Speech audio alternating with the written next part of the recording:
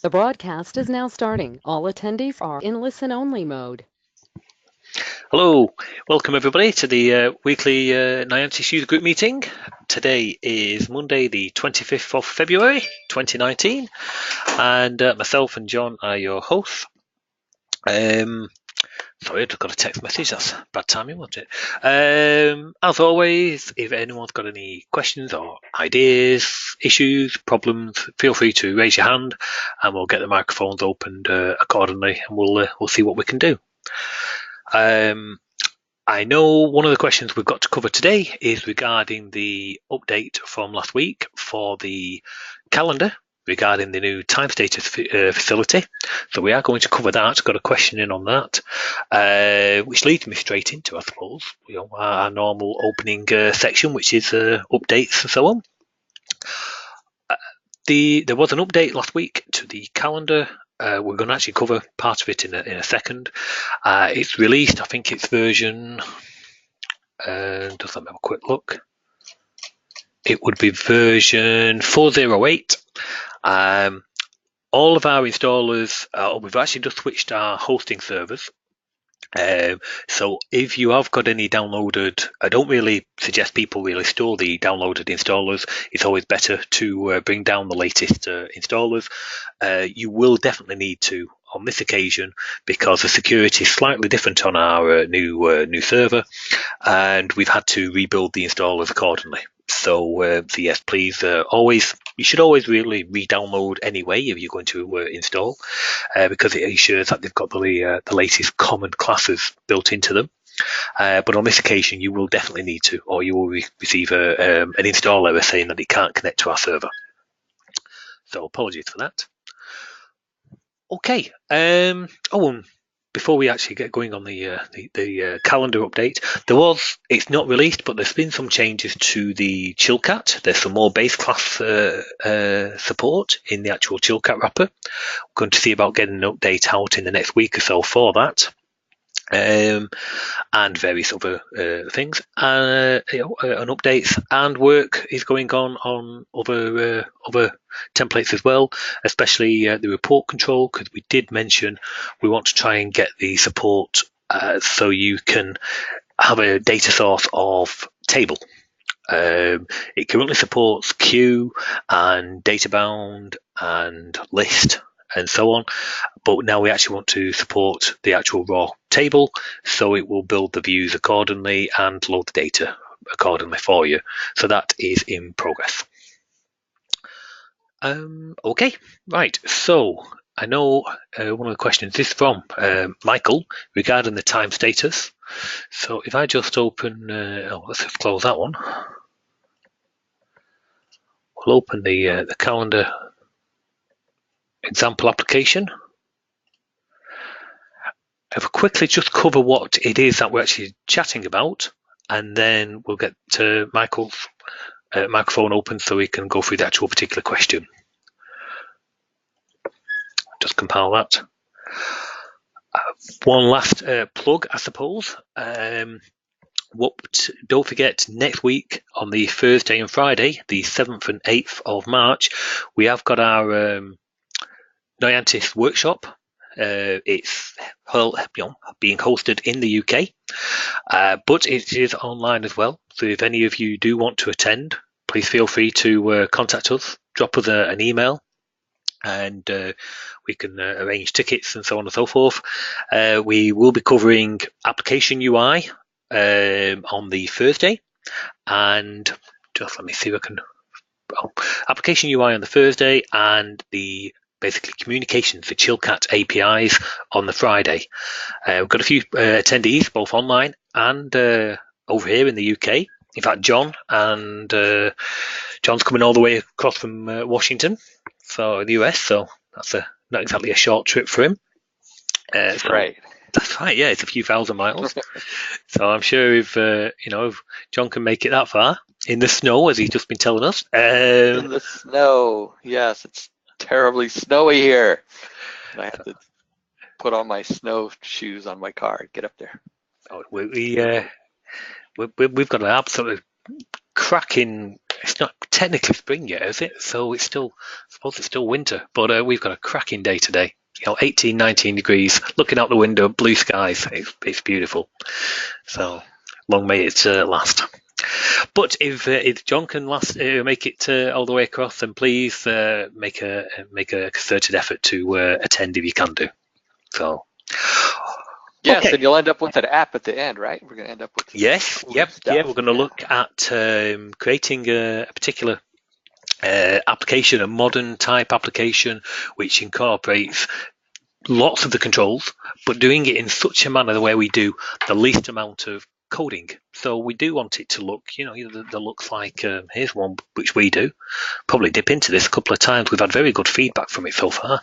It's an application we're working on, but this is the type of, Oh, I don't see your screen yet. I guess I need to share your screen. Oh, sorry. I forgot to send the presenter over to you. Oh my gosh. I thought I'd done it. Sorry about that. If you got it, I'd send it over anyway. Okay.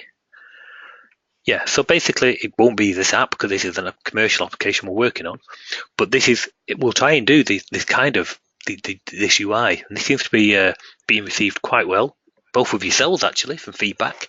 But yes, this is it's a Clarion app. Obviously, you can see it's got a task panel on the left, report control on the right. We've even added little things where we can say, okay, show the help. So we've got some built-in help, which is HTML help, and so on, both on the browse screens, if you will. Docking panes are hosting this, so of course the user can resize accordingly. And we'll go to an update form, and we've even given little facilities like to show the HTML help inside of screens. But this is just showing the different types of controls, and we want to try and come up with some kind of nice user type interface that you can use as an actual template application going forward. Like I say, it won't be this because this is going to be a commercial app, but it is, that we want to try and come up with something quite nice. Won't just be the task panel. We will incorporate shortcut bar, and we will incorporate actual command bars into the task panel as well. So that'll be something slightly new, and it gives you so much more power. And the end results really do look quite nice, if I say so myself. So that's the type of thing we'll be doing. And on the Friday, we will be doing a lot of the API stuff, basically taking a published API and having a look at how we would go about talking to it, looking at its hook points, the parameters it wants, so on and so forth, and actually implementing it into an application. Okay, enough plugs for that, but if it is of interest, please feel free to contact us. So, the time status facility. The idea behind this is, and we're using this particular defined in template multi-schedule example here. The idea behind this is we want to visually show on the calendar that we have got some reserved time, and different people work different working hours and they take a break, and you want to reserve time and so on. So we've accomplished this. Here we can see we've got silver as our non-working time, and that's great. And we can see from this person, let's just get rid of one of the staff members and we can see a couple of days. There we go. We can see that this staff one, this particular make-believe person, everybody starts at 9 a.m. except for staff one. And on a Monday, they start at 10 p.m. 10 a.m. Everyone starts at 9 a.m. And on a Tuesday, they don't work at all. And on a Monday, they finish early at 4 p.m. And so on. Now we've got this blue band across the middle, and this is all configurable by yourself, but we've got this highlighted as basically a coffee break, if you will. And we can also see here that we've got the first 10 minutes of every day. Let's just actually put this in 10-minute view. Oops, there we go.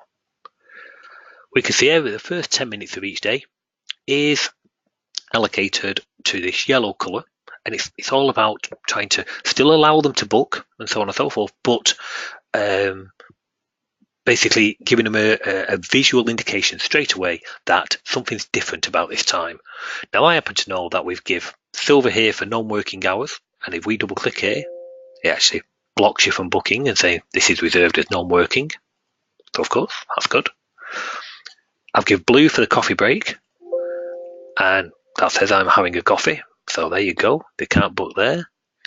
We happen to have yellow as a staff meetings. So the first 10 minutes of the day, nobody's booking anything. It's reserved for a catch-up staff meeting. And there we go. This is a staff meeting. And then we've given the amber, and that's reserved for basically like walk-ins, if you will. So we reserve type time. And if we double click on here, we can see the time it offers an option. Do you still want to allow it?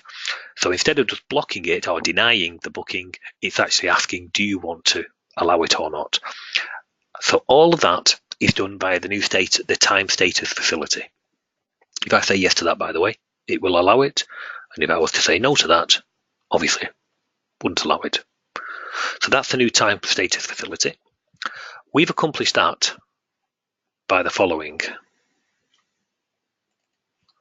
Going to actually do something like this in our training next week, actually. There's another plug. Okay, so we're going to come across. We've said there's a time status. We've given it normal. Our working hours we want to show as white. We want our silver to be our non-working hours. And when the message comes up, that's our warning title and our warning message. And our coffee breaks, we said this particular colour. So if I was to recolour this to say this subtle green, break and warning, and that's the message you're going to get. And that would be implemented for you. So we should see our coffee breaks now change colour.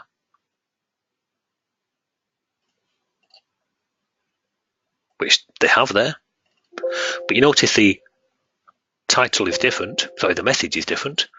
And that's because we take a look at that embed point in the init prepare. You can do it in init complete, but for these it's more efficient to do it in the init prepare. It automatically, we take a quick look in our source code.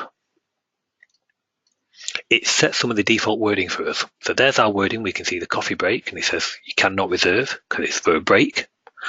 And it goes on a particular status, if you will. So I've overridden that wording here. So I said the break message is actually I'm having a coffee. So I've just overridden the template generated code with just a simple message of my own. Okay. And from you can, if you remember, we also add this two custom statuses. One with staff meetings and one with reserved for walkings. And this is what we've done here. We said a status ID. Now, I normally use equates. I'd suggest you use equates just from a code readability point of view, but you don't have to. So I've got a couple here which are just a code 40 and code 50, just numbers I've picked random. And I'm adding a brand new status of status definition. So I said here, number 40 is basically the wording is staff meetings. I want its color to be yellow. You've got an action. What do you want it to do? And you've got allow, disallow, warn, or question. So this is going to disallow. It's going to put the title up staff meeting, and the message is going to say this is reserved for staff meeting, which you've just seen. We tried double clicking on the yellow and we got the disallow and we got that message. And we've got a status of 50. Again, random number, not random number, but just a number I picked. And we've got reserved for walk-in patients. We want the color to be orange.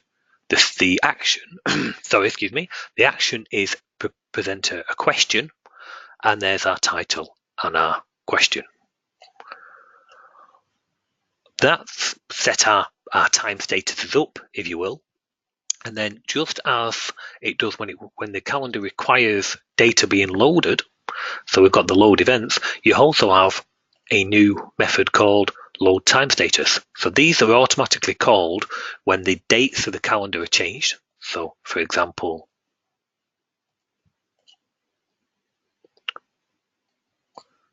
Now we're looking at the 25th to the 26th. If I was to look the 13th to the 14th, and so on, and the 20th to the 21st, or longer, of course, 14th to the 15th, that's the date range that is being passed. There's a couple of options of do you want the outer range or the inner range, but that's not for today. And we've covered it in the past as well. But basically, you have this this range, and they're the dates that get passed to both load events and load time status. So here's our load time status, and I'm just putting some fictitious data in here to say, okay, the time status, we go from the start date to the end date that has been passed in, and you can see I'm adding the coffee breaks. So I said 12:30 to 1:30, or 1:29, if you will.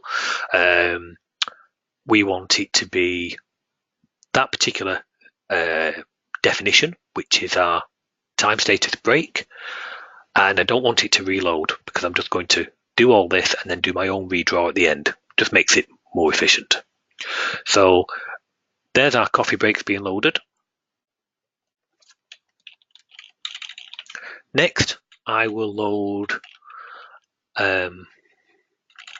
this status 40, and I think we had that as our staff meetings. So I said from 9 till 9:10 every day, or 9:09, I always use basically the minute before. 9 until 9:09 is our staff meetings. So that's status 40. So we know that's status 40, which we know is staff meetings. That's why I would use equates, because it's so much easier to read it as time status break and time status staff meeting, time status walk-ins, that type of thing. Next, we do the walk-ins. So we can say, okay, this is reserved for patients walking in. So from 10 past 9 to 29 minutes past 9, we want status 50. That's our walk-ins. And then last but not least, we actually do our basically non-working hours. We do them last because visually it's pointless saying this person has a coffee break on a Tuesday because they don't work on a Tuesday, and they don't attend the staff meeting on a Tuesday because they don't work a Tuesday. So you want the non-working to go at the end so that it actually visually represents truly what's going on. So this person, they're not going to be at the staff meeting on Monday because they don't work. Likewise, they don't work Thursday morning until 11, so they're not going to be at the staff meeting on a Thursday either. That's Tuesday and a Monday, and so on. They don't work a Tuesday. So, but you can see visually that just what it represents. Likewise, they're not going to take a coffee break on a Tuesday because they don't work. Same again. So we would load those last, and I've just got some fictitious data to say if the day of week is Monday, then have them don't start till 10 a.m. and finish at 4. If it's a Tuesday, then they don't work all day, so midnight to midnight, if you will, or 11:59 p.m. And on a Thursday, they don't work and they don't start until 11 and then finish at 4. I mean, this person's got some part-time hours. We all wish we could have those. Okay, any questions on that? That's a very quick recap. We would go into that in more detail normally, but that's a very quick recap on how the time status works and so on. No, that's good so far then. So we've got Michael. Michael, are you there? Hello, Andy. Yes, I'm there. Yes. Okay. So I have the first question. I didn't write any source code, but I use time status only in extension, but working in my schedule. Sorry, say again. I use time status for in extension template only. Okay. But not in source code. And not working. It allows me to make an appointment.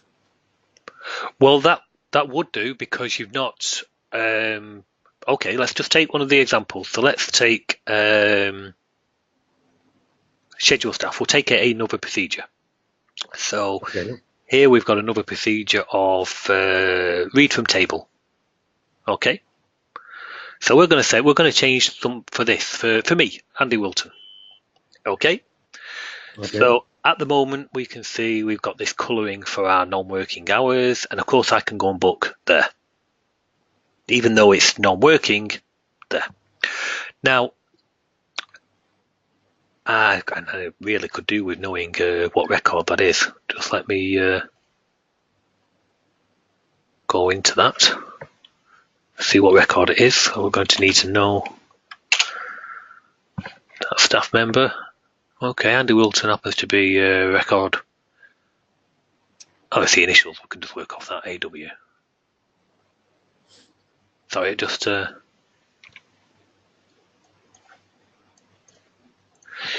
okay, so we'll go with this staff. So when the staff get loaded, in fact there would be list staff, we're doing an alert rebuild. So this is going to go through our staff, add the view schedule and the ID of the view schedule you're looking at. So this ID here, not this one, sorry, is the initials and then the name. So the ID is the initials. So all of our linking is going to be on the initials. That's good. Just needed to check that. Okay, so you've gone to the extension. Yes. And you've gone to time status. And you've got it turned on. Great. Yes. So you've got these. So we've turned that on. In fact, you can see that's turned on, but it's still going to allow us to book time. And that's because we've not told it any working hours for Andy. You've got the default for the calendar, but that is really, it doesn't really interact with, I suppose we could make it interact with that. But what you should really do is basically you would need to do the load time status. Just turning it on, basically, the reason we have that switch, the turn on, turn off, is there's a warning on the actual template. Let's just go across, quickly look at that. Yes, sorry, this feature will override any custom colours. So, for example, we have a calendar which has custom cell colours and they're not working now. Now I can do add and there's some custom cell colours. I go back to that and that's been cleared, and that's because the time status is turned on there. So you can't have custom cell colours and have the time working status at the same time, because that's truly what the time status is, custom cell colours with a bit of validation on it. So that's why you have the feature turned on and turn off. But in your example, in this example here, we've not told it any working hours. So I'm going to put some in the embed point I mentioned. So you will need to be able to tell it in the load time status. So I'm going to do my loop. Param start date to param end date. So by 1, that's good. And I'm just going to say basically if okay, let me get it right. No, don't need to do an if. I can just do a straightforward self add time status. So it needs to know for which member, and we know it's AW. So Andy Wilton, of course you would have this coming from your data tables. It's just that I've not set any up in this. But basically, I'm going to say for add the time status, you can see the parameters there. Which person? Well, which schedule? So we've got AW. Which date? And that's going to be our X hash, because we've got a loop going from start date to end date. And we're going to say every day. And every day, my working hours is going to be, let's say 10 a.m. instead of 9 a.m. Okay, and then we need to give it a status and a refresh. So I'm going to say here, so it's X hash for that, which is our loop of that date, of course. We're going to say deformat midnight, or fingers and thumbs, 2, and again, deformat.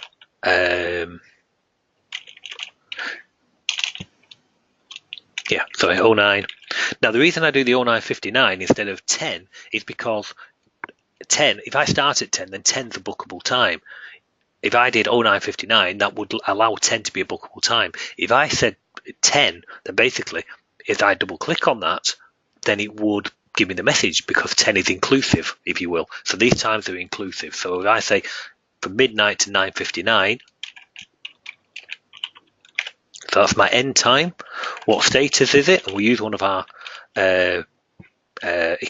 So it's a CalendarPro time status equate. So time status, and we want it to be the non-working hours.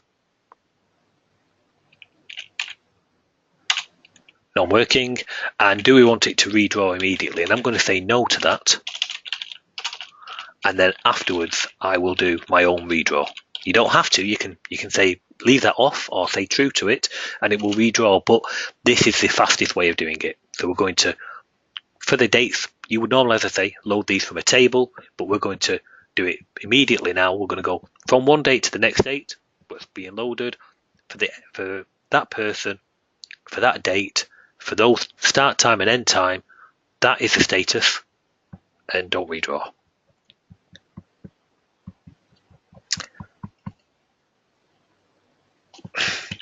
Of course, it does help if you spell things correctly. So now let's take a look at AW. Okay, and now we get to see, there you go. Now, of course, it helps. What I should have really done is show overall the colouring of that. So let's make that little adjustment. In our calendar, you have some default working hours, which you've always had from, I think, from version 1. So we can see here, it has some built-in colours. So that can be, working hours can be colour white. It's just white cells for the background, and we'll choose this nice, that whatever colour that is. For the non-working, that's for the overall calendar. Let's go to our time status. Oh, before that, sorry. And we want our non-working to be in that same colour.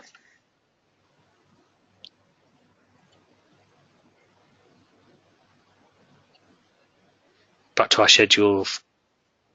Okay, so now we can see there's that, it's a bit bright, a bit bluer than it was earlier.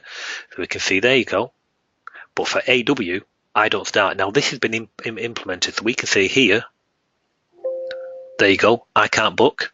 All the way, I can't book any of that. You do raise a good point there, Michael, actually. Because the calendar does know what the working hours is, and we've got the time status turned on, this would still be bookable time, but it shouldn't be. So if you want, I can do a software mod to the template to actually automatically interpret them and turn that into non-working time automatically. Yes, because we define the working hours in the extension. Why do we need to write some code to activate this? In extension, we have already the working hours. Okay. No, we can do that. I can do that. So it would be something. Let me just think now. Okay. Might even be able to do some of the work now. Actually, just let me working hours. Won't be a second. Set non-working hours color.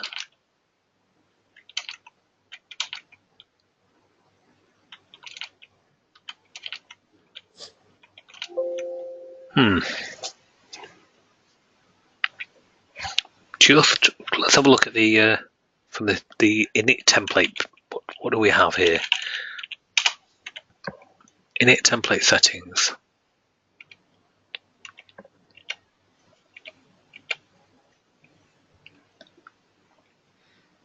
Day limits. Okay, so the calendar does know, to be fair. Set day limits.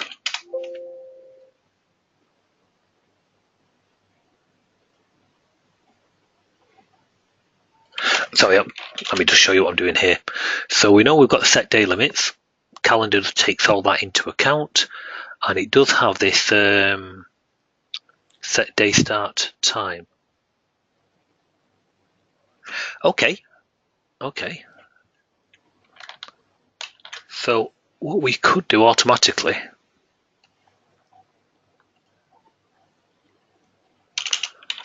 let's just take that.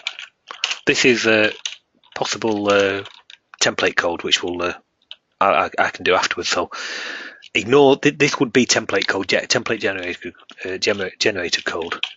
Ignore for now. So we're going to do this loop. I wouldn't use Xhash, I'd use my own counter, but that would basically want to go through every date loop.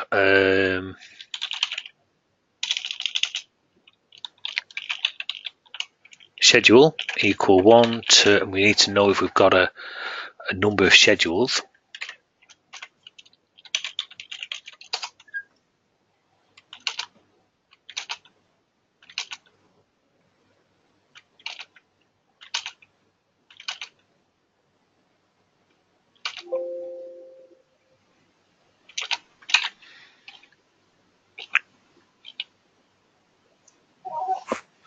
Okay, schedule queue.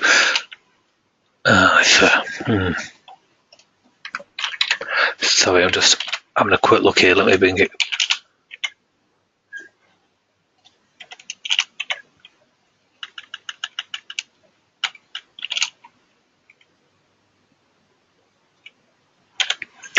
Okay, we'll go one better. We're actually going to do this live.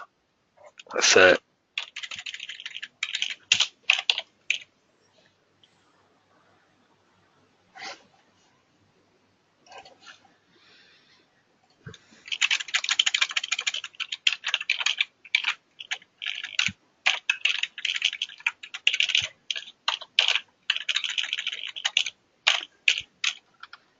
so you want it, if I'm correct, you just want it so you turn it on and the working hours automatically go straight to non-working. Is that correct? Yes. Okay, let's take a look.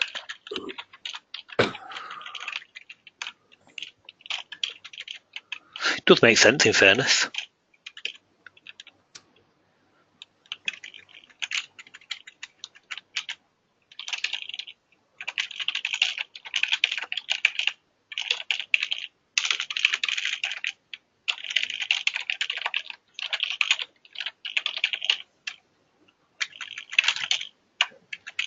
Okie dokie.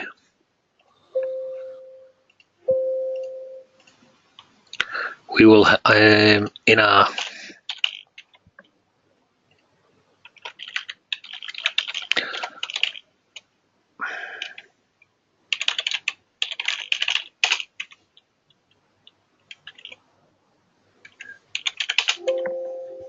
load time status, we're going to clear that. Okie dokie, that's fine.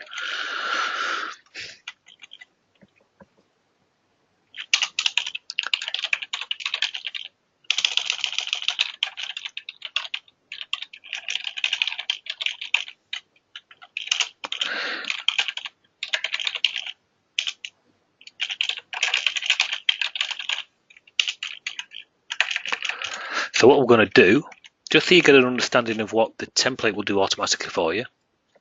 Okay, we're going to, it keeps a track of the previous loaded dates, so it doesn't reload when it doesn't need to. So it keeps a track of stuff like that. If the time status is turned on, it's going to clear the custom colors, hence my warning earlier. And we're going to put the code in here, so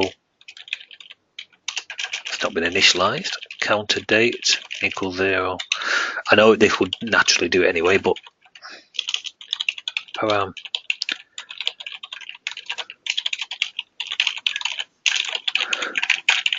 one. Yeah, okay. So inside of that, we want to do a loop. P counter schedule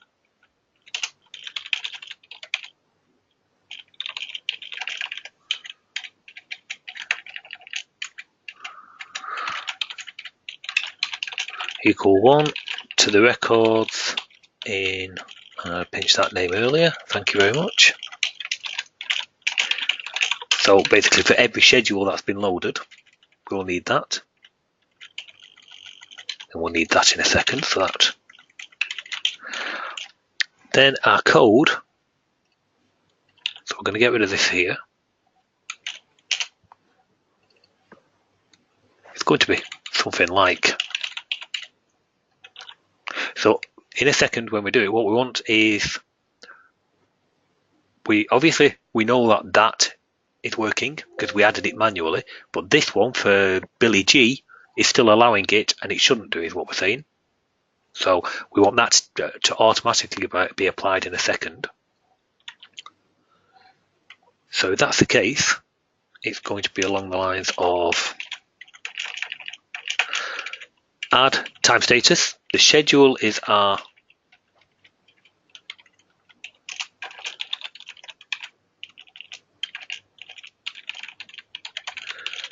schedule. The schedule ID is that. The date is our P counter date, of course. Let's just grab that. Where was our day start, day end?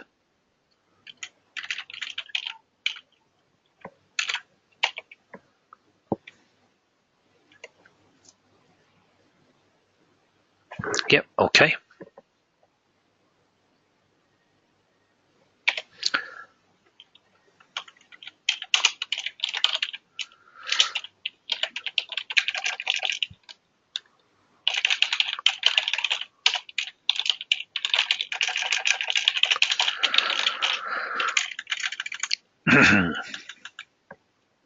Oh, crikey, not there.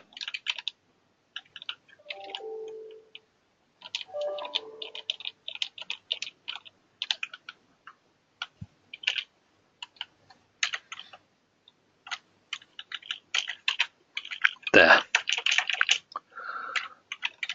We want that. If that's turned on, we want to do that. We want to work out our day start.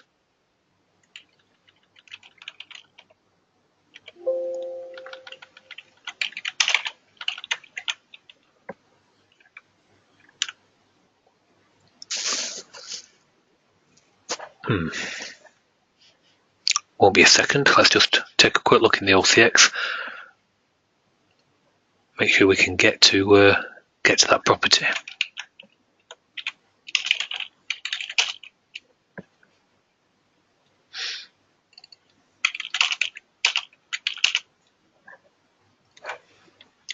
So we want our calendar options.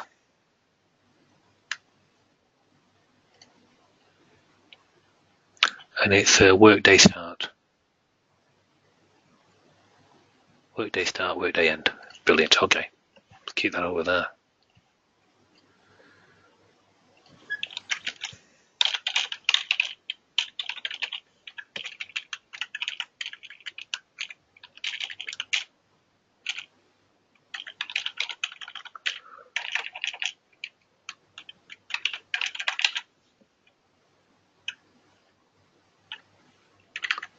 It's not quite going to do it, but I know exactly what I do want from that.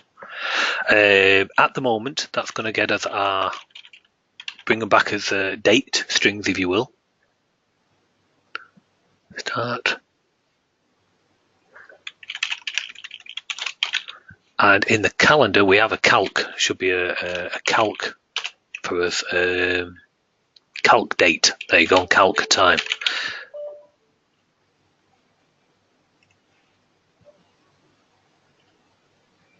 So that's going to bring those back. We want that to be calc the time from that string, which is return. Not that you need to do any of this, but I'm just telling you some of the functions that you've got available to you should you ever need it. That's going to get us our day start and day end.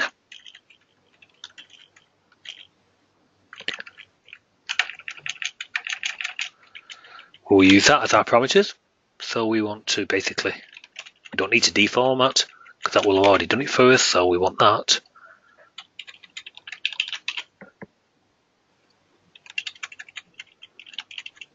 Want that to do our end, -1. which is minus 100 for the second off. So it's 10 a.m. It wants to be 9:59 and so on and so forth. And we want to set it as that with a false to keep our speed.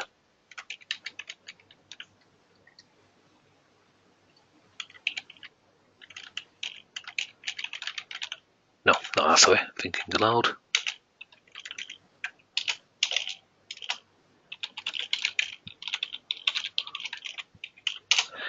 Okay, let's just take a look at that. So a quick recap, we'll see if it works.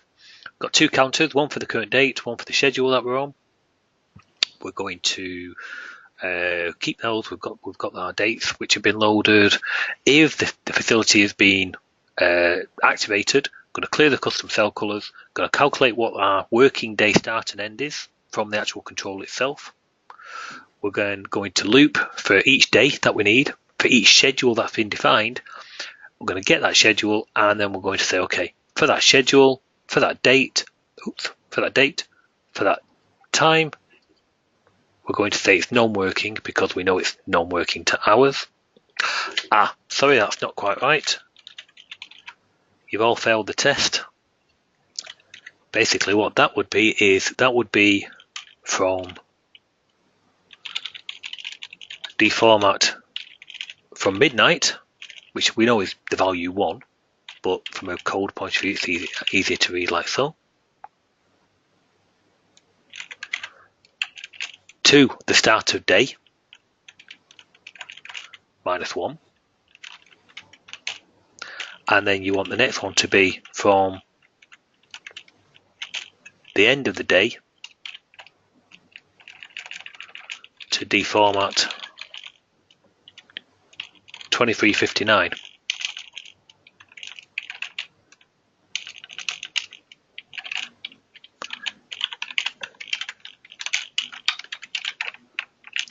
So there will be two activities to it. Go from midnight to the start of day, or just before, because the start of day is valid, and then go from the end of the day till to midnight, or just before midnight. Okay, let's try that.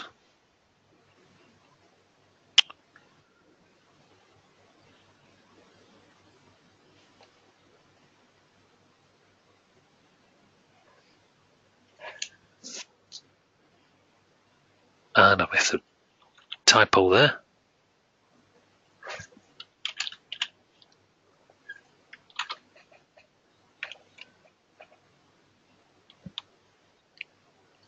Okay. There's our, oh.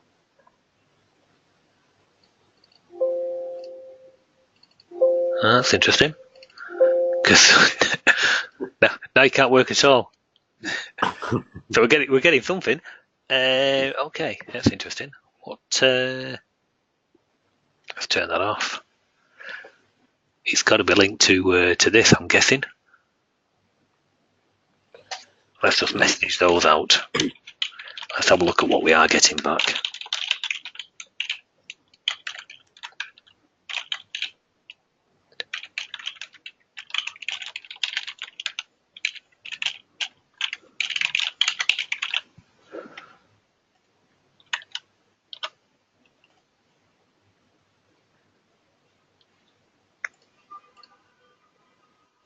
Zero to 0. We're not getting any time.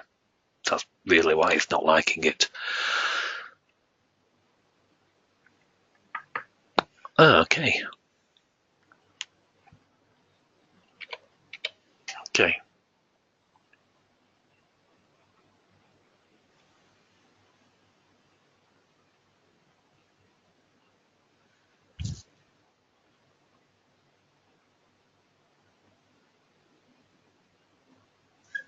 Oh, that's the value there. It's in the day view. Min time, max time. Sorry, it's that we probably want. Min time, max time.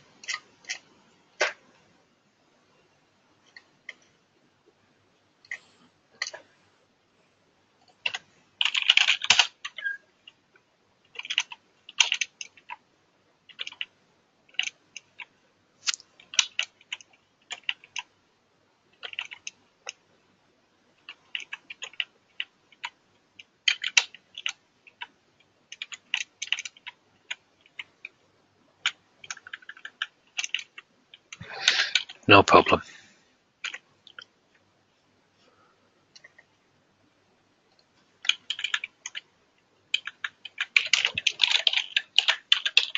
I'll introduce a couple of new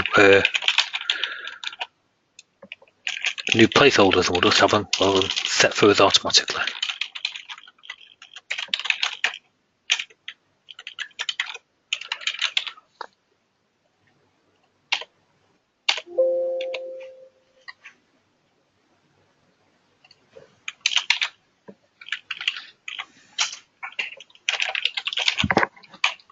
Oh, sorry, won't be a second.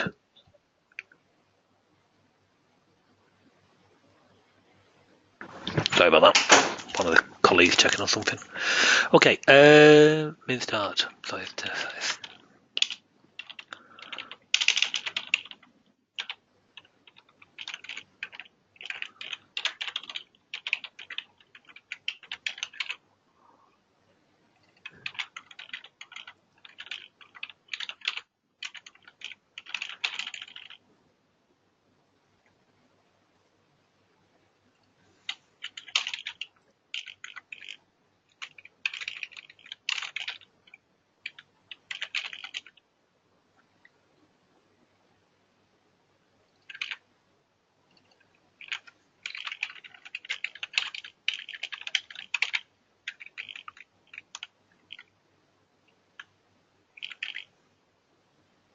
Oh, actually, what am I doing? I can just, that is that code. No longer need that, and that can just work off that. Okay, so we've got two new properties. Private though, so it can keep control of it itself. So if you pass it in, one could argue that that should really be choose p start equals 0 and it equals 1, otherwise it equals p start.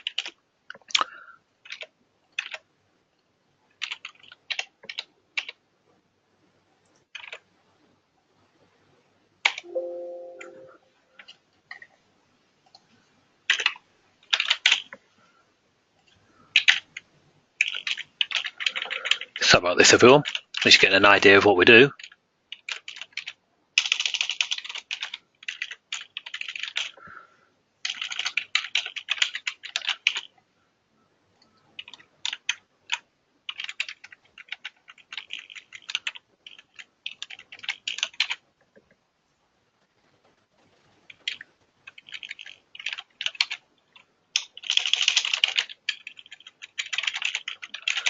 Might need a -1 on them, but we'll check that. We'll work that out in a minute.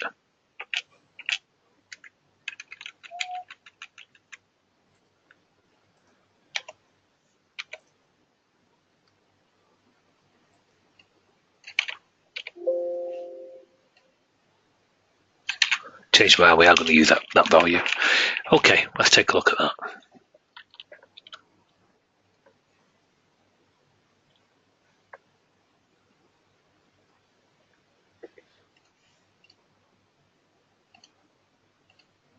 It's ridiculous. Why aren't... oh, crikey.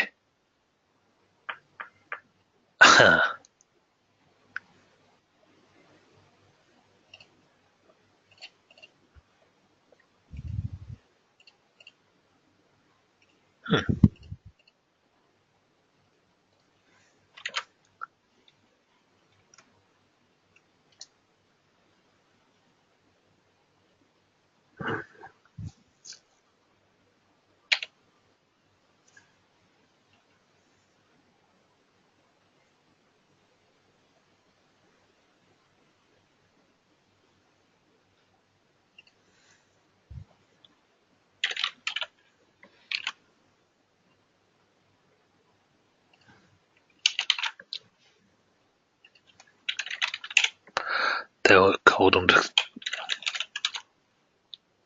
condition, that's why.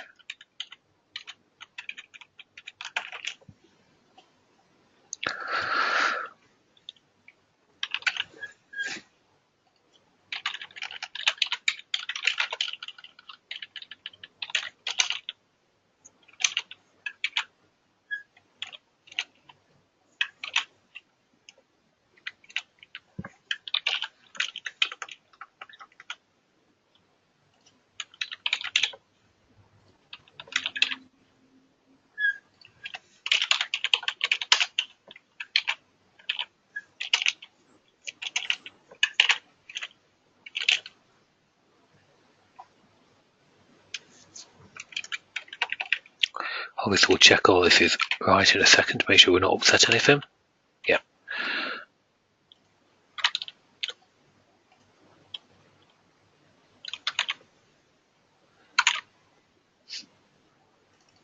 $4,295.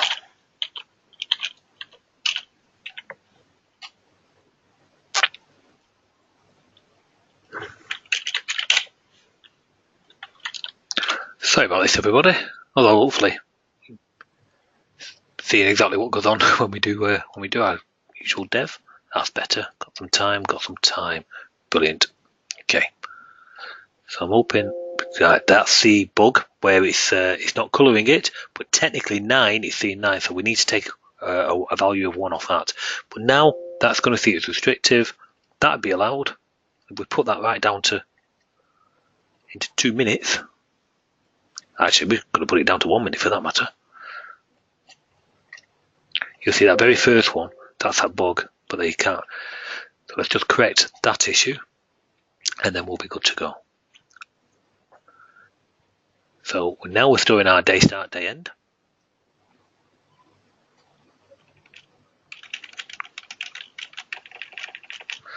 Thank you. And we want to go from 1 to day start -1, and we got from day end to end of day.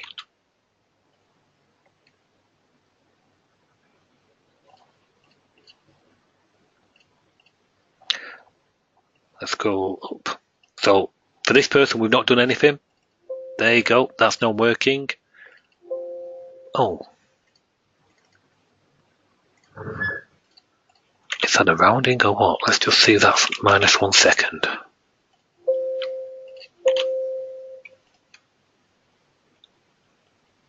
I wouldn't have thought it would be actually.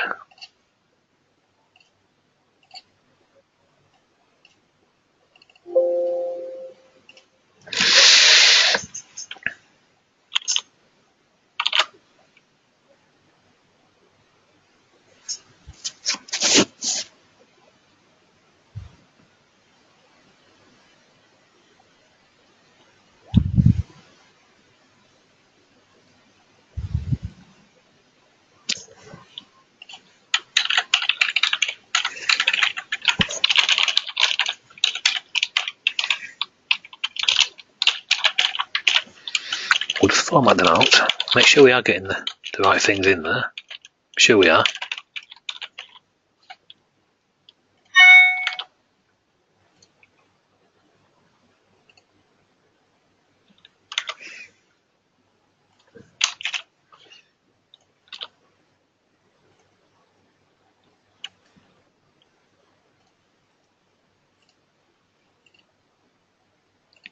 Nine till 5:30 every day is the normal working hours. Happy with that one, just not happy with that one.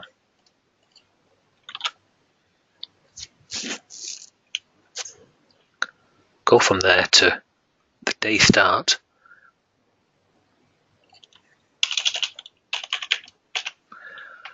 -1 minute off that.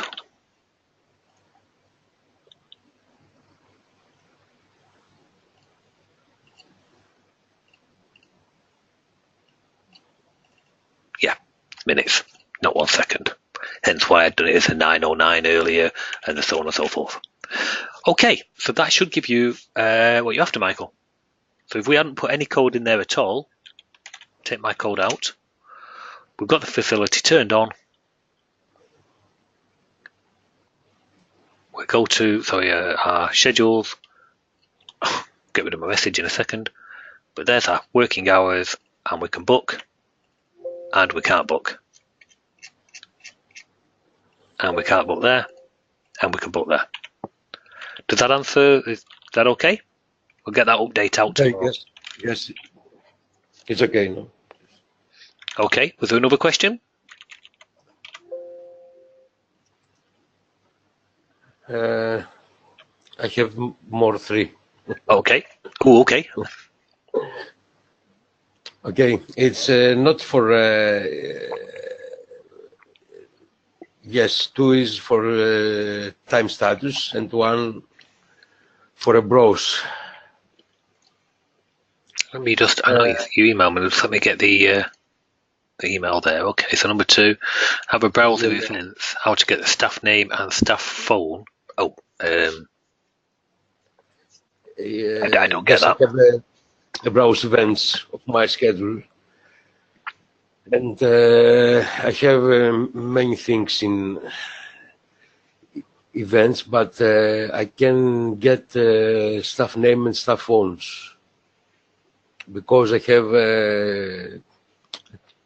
20 staff.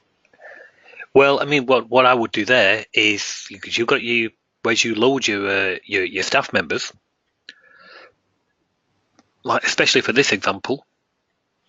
Yes. Bring that down. They are just loaded from a table, and basically you would have some kind of ID and so on. So you've got this here. If you've got yours coming from a table, like you say, 20 staff members from a table, I'd just go and find the staff member for when you're loading the actual unique column, the unique resources. So let's say this here. We'll recompile that in a second. Every resource, we'll put that on. But every resource has a unique ID. In this example, it happens to be the staff initials. In yours, it could be a record ID, but it's kind of irrelevant. It's just when we are interacting with this schedule, there's AW, that'll be BG, that'll be DF, that'll be HW, or it might be a particular record. That's irrelevant. When we're interacting with these, okay, then the relevant embed point gets a parameter. So let's say an event had been selected. No, that's probably a bad example. But I have a separate browse out of my schedule. Only a browse. Right. I have the event file browse. Yes. And nothing else. But I want to have and staff members in this browse. Can we see your screen? In its event. I'd need to see the screen. I'm not following. Sorry. Yes. Yep. One Okay. moment.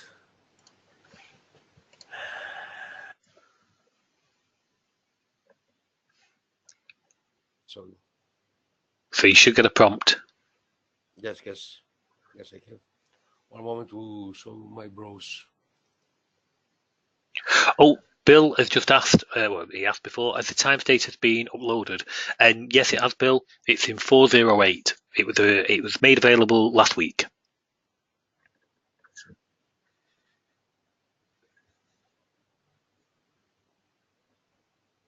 Better just open the mic. Hi, Bill, can you hear us? I got you. Thank you. Yep, it's okay. I didn't know if you was watching or not, because some people, can be busy. I do it myself. So yes, it's available. Okay, thank you. Great. Thank you. You see my screen or no? I can see. Yes, I can see your screen. Yes, it's a browse. Okay. Oh, sorry, no, we're looking at a desktop. Oh no. Okay. I have two screens. Ah, right. Okay, so we can see something coming in now. Yes. Okay. Okay. I have the events file. Okay. And some other files, but here I have the some fields of stuff, but I can see the stuff. Okay. I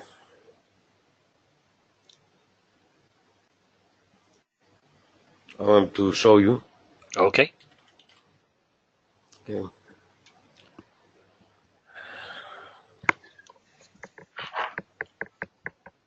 This and no stuff. Here's the doctor. Okay, and the initials and the cell phone and phones. Okay. Doctor. Okay. I have all these for a patient, the cell, the numbers, the appointment from time to time and from day to date, and the exams. But I have not the doctors because my scheduler is here. Okay, and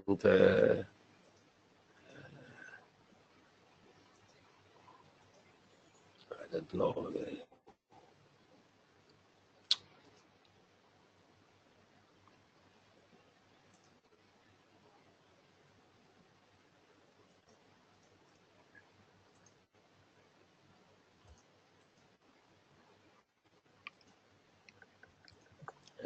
Where is the appointments? It's for 22. Okay. Yes. Yeah. Yes. Okay. Okay. For two staff, I have its appointment. Okay, but in the bros, I don't have the doctor. I can't get the doctor. Without knowing your system, I'm a bit lost. I'll be honest. You've got that on a particular staff ID in the event, so I would presume that you'd be looking up that same staff or relating that same staff record to this record here. Yes, I have the ID of staff in my event.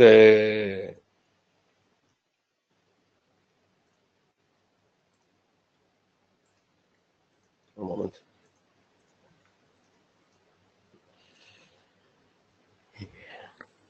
Here, I have staff. Okay, but in my schedule here, I don't know where I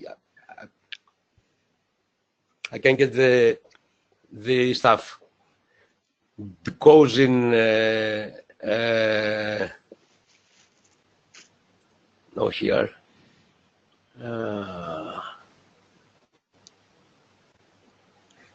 no in update events.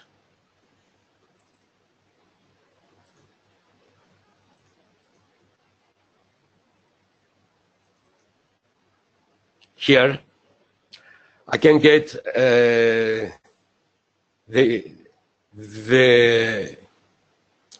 other data that I want. Okay, which embed point is that? Just let me have a look. It's a button only. That's a button on. Is it on the calendar or? No, it's the in the update. These buttons. Okay. Okay. I have two files. I can get from two files numbers, telephone numbers, IDs, and other stuff. But I don't know where I can get the in your event table. The stuff. Well, in your event table, where do you store Yes. the staff ID? In the event table, in my event table, I have the staff ID. Yes. But where? In where? Yes. Yes, here.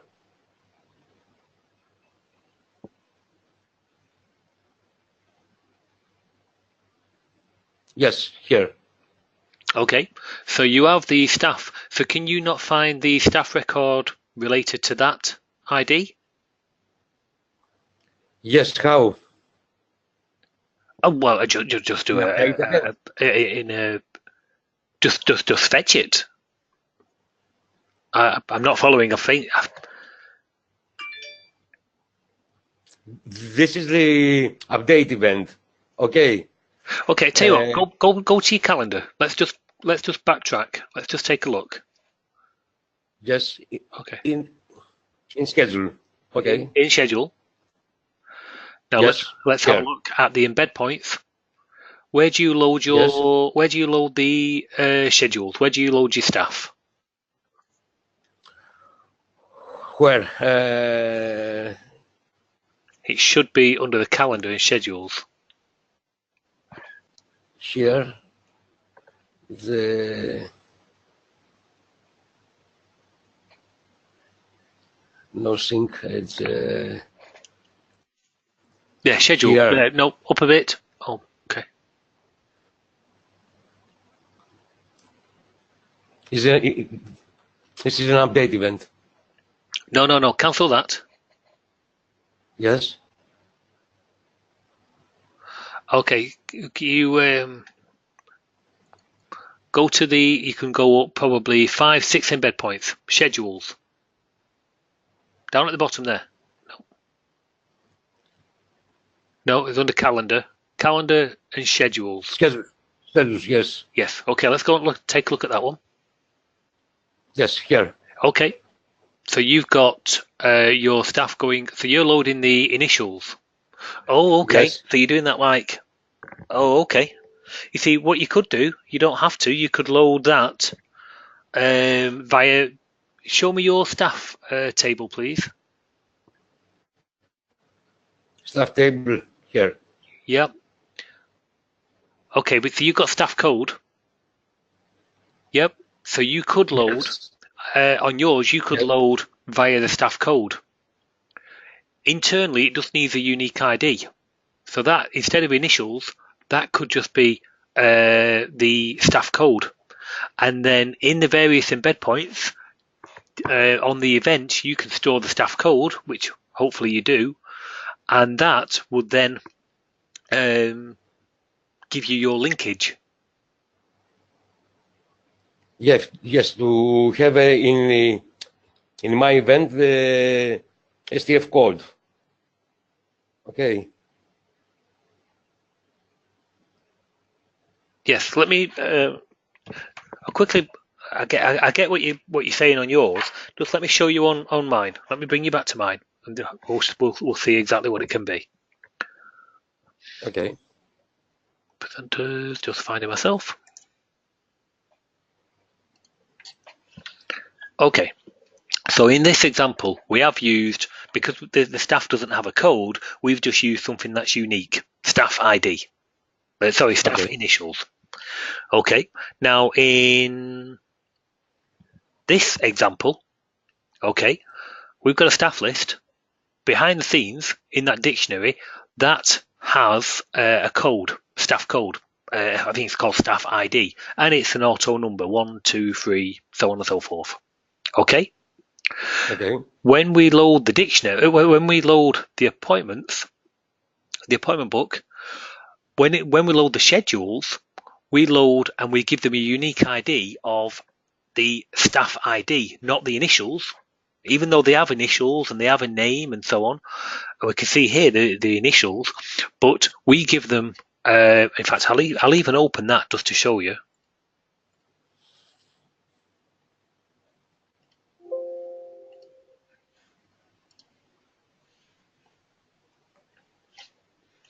Okay, so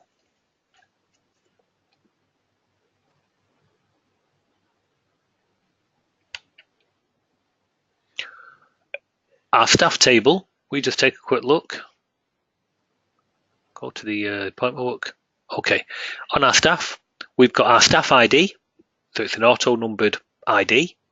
We have a GUID as well. Yep, so you've got that. Okay, so on the appointments, we also have the staff ID, which like you have. Yes. Okay. So when we load our schedules, you have to give it a unique ID so it knows what ID the schedule is. Then you can give it a long name and a short name. So if I take a look here, where I load the schedules, I go through. I make sure that they've got I want to load them in the initials order, but I'm not loading the initials. Basically, the first ID is I use the staff ID as a Okay. uniqueness. Then I give it, and I actually concatenate the first and surname, Okay. and then give it a short name of the initials. The short name is used. The long name is here, so you can see Andy Wilton, and the initials are used for the overview because you couldn't get Andy Wilton there; it'd be too big. Also, So, I have it. Yes. but you're loading the initials, but I don't think you'd really want to do that. I think you want to load the ID. So that's unique, that's hidden. And then anywhere that we interact, so where we're loading an event, so I think I have a group. Yep, there's prime the event group. So where we come to load the event schedule, I give it the staff ID of the appointment. Okay. Okay. And when I go to book a new appointment, so let's say we've got, well, it's one of the extensions. We'll look at the update form and we can say, okay, we have an update form, we pass it some parameters, and one of them is a schedule ID, which again, will this be the unique record number of the staff, followed by the date and time. And basically, all of those embed points get that parameter. So if we look at, let's say, new event,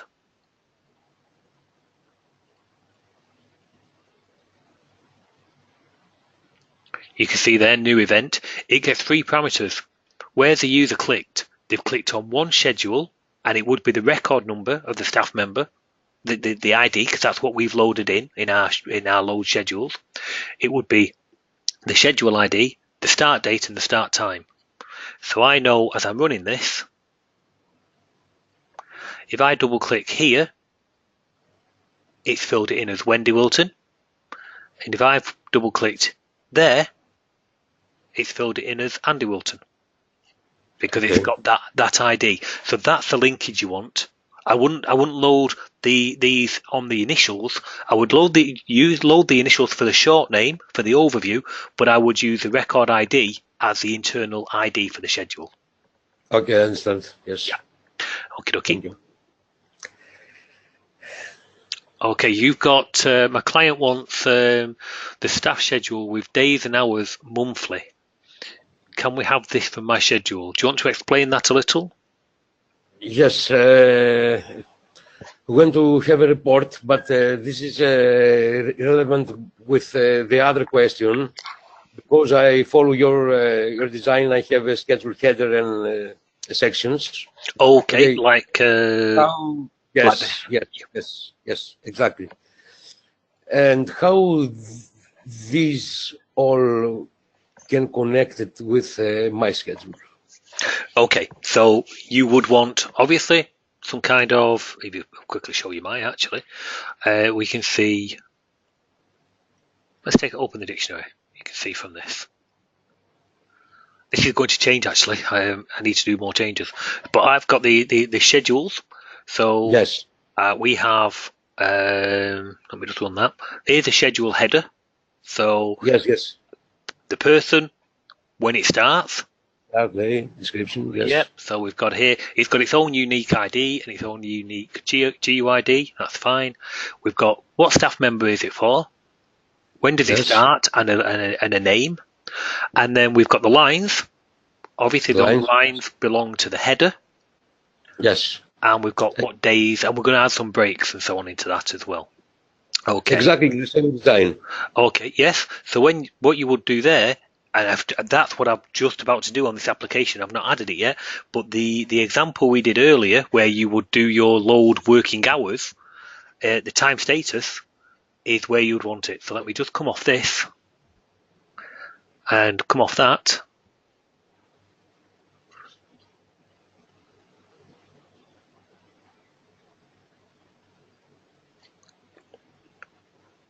Back into this example which we were working with.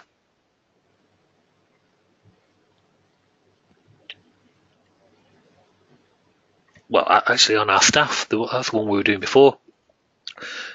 You would want to do it in this embed point. We will actually be doing something like this in our training next week, and I know you're on that, so if you're stuck, don't panic. We will be doing something like this next week. Okay. But you just in the meantime, you would want to load it, not there, sorry, in the load status. So in there, you would want to go through your header, have a look at that staff member is on, it's in the in the appointment book, and load them at that point, and that's how you would want to do it. Okay.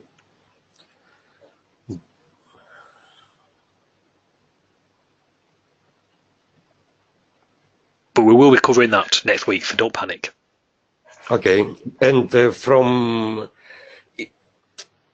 if I load my schedule header and sections here, I guess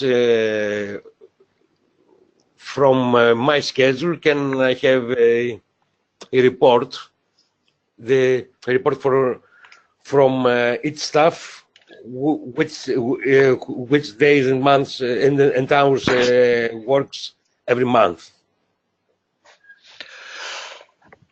Yes, yes. It depends how you want to do that report. I mean, I'm just trying to think if we had this here.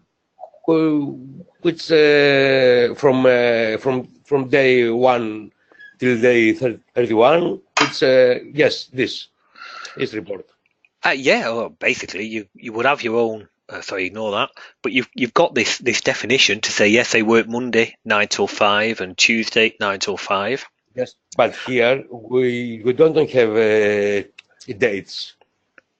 No, but you've got a start date, so you know. Yes. You would want to, if you're doing the report, let's say we're later on in the year, we're now in October, but you want to run the report for September, you would want to find the last header which was valid prior to the start of September. So you would want to set the date to the 1st of September and then do a previous, get the start date prior to September. That would give you your last start date prior to September, and then that would give you your working pattern. Yes. But that you'd have to just do that via your own records, if that makes sense. Yes, but the report can't running from my schedule screen. From my schedule, yes, window. Okay. But you want to run it, but that's, I mean, it doesn't really matter where you run it from. The calendar would have those hours, but yeah, I mean, you've got all the information in your own design. It would just be a matter of just creating the report, finding, as I said, find the nearest start date prior to the range that you're looking for, and then working out the working pattern between those two dates, if you will. Okay. So the design allows for it, but yes, you would have to write the report yourself. The calendar is not really going to do that for you from a calculation point of view. And it probably wouldn't be the best way of doing it, because you wouldn't want to visually show that. You'd probably want to just do that yourself. As I say, just as a report. Imagine they've put a date range in of 6 weeks. Give me the working hours for 6 weeks. Then you wouldn't want to load the calendar for 6 weeks just to be able to get a report out. It's not the right way of doing it. I'd just go straight to the table, load your data, and then tot up the hours as you're going through. Yes. Is that okay? Yes, okay. Okay, cool. I think that was the last one, was it? Number 4? Yes. Okay. Where are we? We've got a few minutes, and I think we've got another question here off Bijan. Got a question. If he's here, just let me bring him in. Hopefully he is. Yes. Hi, can you hear me? Yes. Hi, Andy. Hi, John. Hi, how are you doing? How you guys doing? Yeah, I just wanted to give you an update. I did manage to, connect the QuickBooks Online, and everything seems to be, working the way you show it, in the your meeting. The only thing is that some of the updates, when I try to write back to the Sandbox account,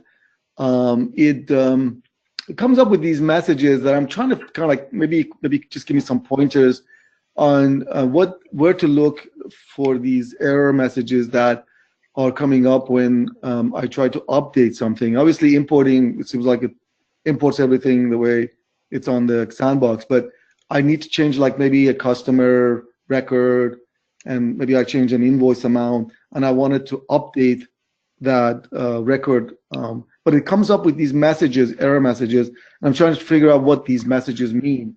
Like Okay, now they sound like business logic messages. Yes. Yeah. So I think they are. it's not. I mean, we can help you. That's not a problem. But it's not a connection problem. If you couldn't get a connection, then we can detect that straight away and say, oh no, we can't connect, and he's reported a particular issue. That's no problem. You've got basically two steps of errors, if you will, from the from API, and you'll find this on a lot of APIs, not just QuickBooks. You will get the connection type status.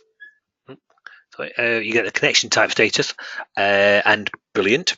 We can act accordingly, and then you got the business logic, and they will still be an error, but it'll be a case of, let's say you updated an invoice, and you said the overall invoice value is $100, spread across 3 lines of $30 each. Well, straight away there's a business logic error because you've only given it $90 worth, $90 worth of content, but you said the total is $100. So the back end is going to accept the structure of what you've passed it, but it's not going to accept the content because it's going to say this doesn't make sense. So from that point of view, where's the best place to look? I'm just taking a look here now, and I'll bring it into focus. So 1 second, I'm going to look at the QuickBooks Online and the API Explorer docs. That's probably going to be a best place to start.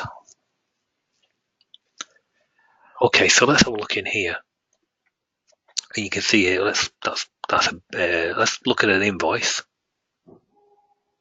Yes. I was trying to update an invoice. Yeah, that was.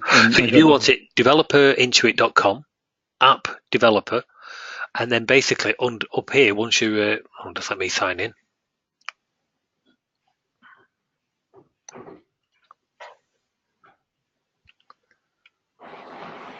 Okie dokie, yeah. And then up here, I would start. Not there. I can't quite see the top of the menu. But up here under API docs, you've got API reference and the Explorer, both of which are very good. You shouldn't really need the Explorer because we do a lot of the work for you. It's more the API reference here that you want to take a look at. Okay, so that will get you to this. Then we'll have a look at, say, invoice.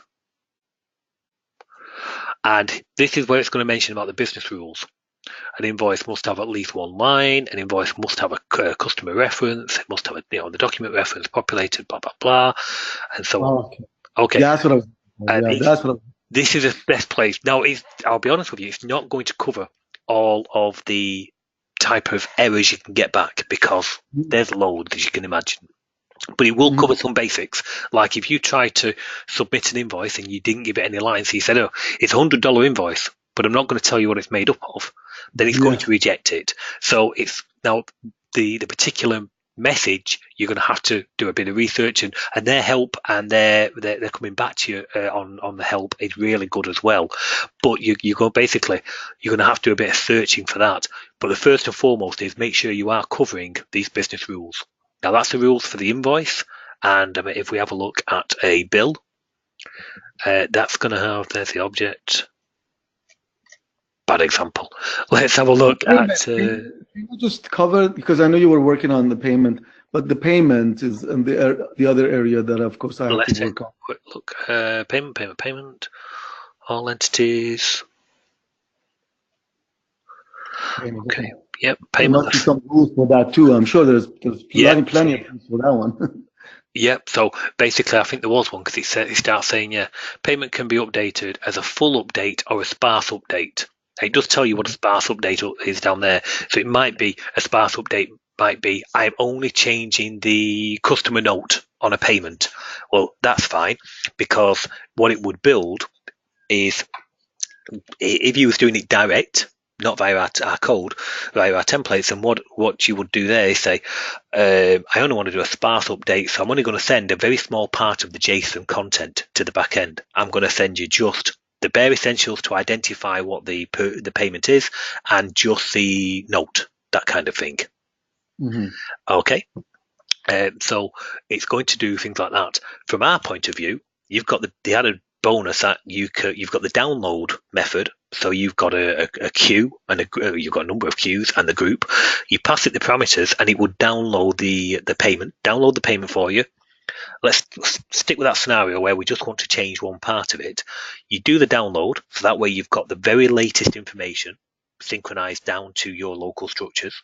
You change just one part of that, be it the customer note or something like that, and then you do the upload, and you know it's going to be accepted because it's already in their system, and you're just downloading what's already in their system, changing part of it and uploading it. If you start playing about with those lines, then of course you are going to have to make sure you do adhere to these rules. So you can see here, they make a point of it on this business logic, is if any element in any line needs to be updated, all line elements of the payment object have to be provided. This is true for full or sparse update. Lines can be updated only all or none. So, but again, given the scenario I've just said, if the payment's already in there, you do the download, everything's populated in the queues and the groups. You change just what you need, you do the upload, and everything should be valid, unless of course you're starting to change those amounts, like $100 and you want to give it $90 worth of content, that type of thing. Yeah, basically that type of thing. So yes, does that help at all?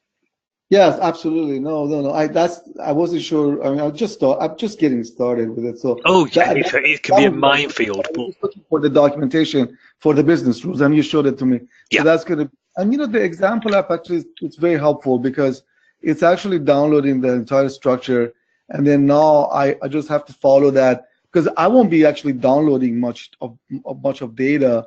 I would be mostly posting creating. Well, that's where. That's going to be a little harder. Okay, that's where your business logic really does. Not that you want to hear that, of course. Again, all the upload with an insert action rather than a change action is all you're really doing.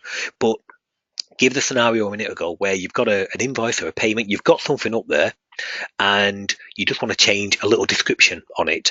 You do the download. You know all the content's valid because they've already got it in their system. You change the description and so on. And then you do the upload using that same downloaded content, just modified, and it's going to be good. It's going to be accepted because it's No, that's fine. I mean, once I understand the business rule, then it's easy to follow that same rule, and the only thing I was going to say is if you're creating new, which of course you want to do, then it's a little more difficult because you have to ensure that what you send up it basically matches all their business rules.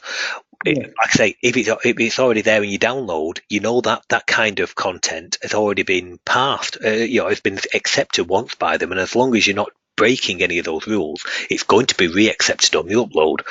If you're creating brand new, then you have to ensure that all that content, which there's no way around this is just. It's just their rules, but you just have to ensure that all their content is met, and this is where you want to look. So I'd go to the developer part where you created your app in the first place, go into here, look at these up at the top, and an example. The Explorer can come in handy here then. So just so you get basically an idea behind. So we'll go into here, we'll choose the sandbox company, we'll look at payment. I think I've got some in here.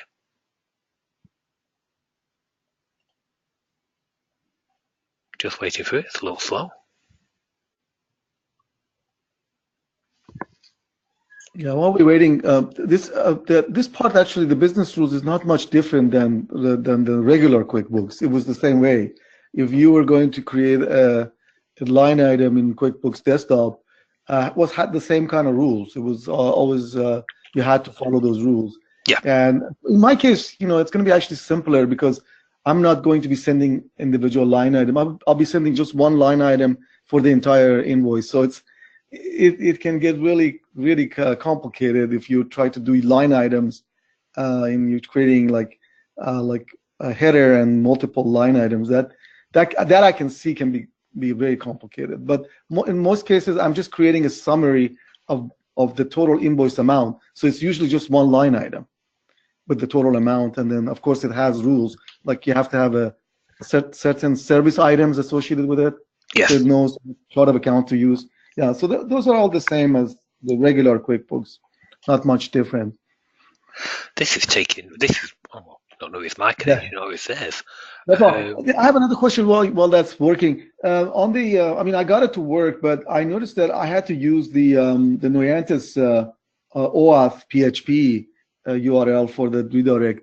That's something that for the example app. But eventually, will I be still using that with my production app, or? It would work with your production app. I mean, obviously, I would encourage anybody to have their own own little script on their own server, just in case anything's wrong with my server. I don't really want your customers to be down just because my server's gone offline. Although we have moved to a different server, as I said at the start of this webinar, which gives us something like a 99.9% SLA, the service level agreement. So there should be no reason, and the SSL certificate is on auto update, so there should be definitely no reason why it should go offline. But again, it's only prudent that it's your application. You should really.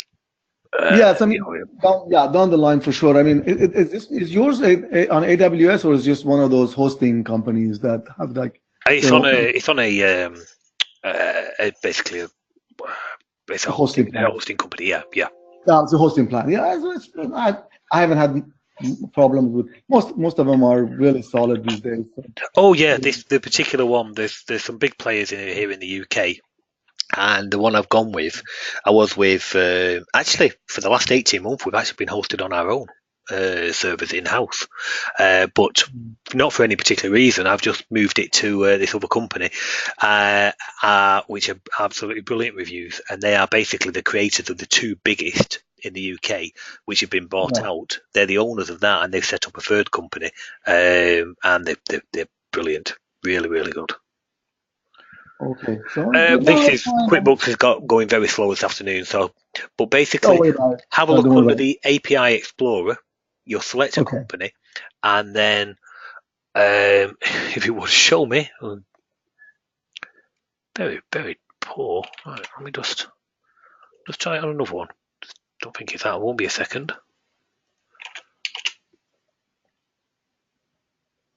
Just trying it in Chrome won't make any difference, but. To see if it's their network or not. Are there a lot of people using QuickBooks in UK, or mostly like? Yeah, no, quite a few. Yeah. Okay.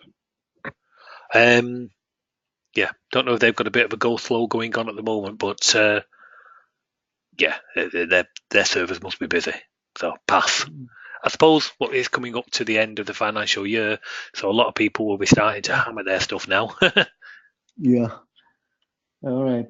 Yeah, that's just gonna get me started. So I still have a lot of work to do to get it completed. But at least I have the connection and I can do some testing. Oh, definitely. Yeah, definitely. Given this it's a pity I can't show you the Explorer. It's not coming back in either browser, so it's definitely there. Next week we'll go over that. We will.